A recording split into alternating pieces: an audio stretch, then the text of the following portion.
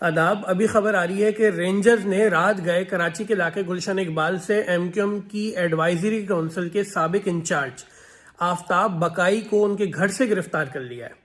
आफ्ताब बकाई एक बुजुर्ग सियासी कारकुन हैं और उनकी गिरफ्तारी एक सवालिया निशान है।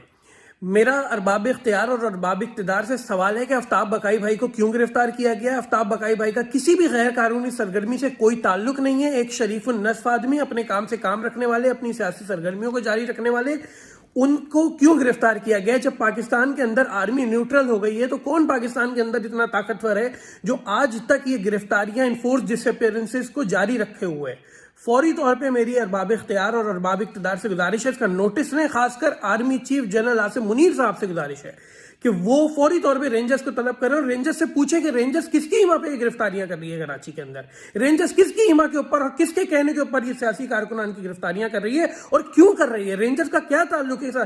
क्या पाकिस्तान कराची के अंदर क्राइम खत्म हो गए? क्या कराची के अंदर चोरियां खत्म हो गई हैं, डकैतियां खत्म हो गई हैं, मोबाइल स्नैचिंग खत्म हो गई है? क्या कराची के अंदर लोगों को मारना, अगवा करना खत्म हो गया है? जो सियासी कारकुनान की गिरफ्तारियों का वक्त आ गया है और ऐसे सियासी कारकुनान जिनका किसी किस्म के क्राइम से कोई ताल्लुक नहीं है।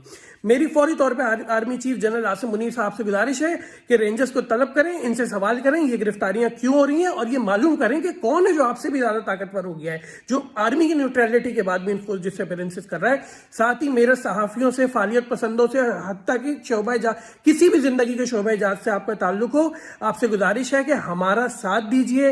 रिलीज आफ्ताब बकाई, ये ट्विटर पे कैंपेन अभी शुरू हो रही है, इसमें आप भी ट्वीट कीजिए, साथ दीजिए, आवाज बुलंद कीजिए और आफ्ताब बकाई जैसे तमाम सियासी कारकुनान, आफ्ताब बकाई समेत तमाम सियासी कारकुनान की रिहाई का फौरी तौर पे बंदोबस्त करें। और हम बंदोबस्त अपनी आवाज के जरिए कर सकते हैं, आवाज उठा के कर सकते हैं। बहुत शुक्रिया।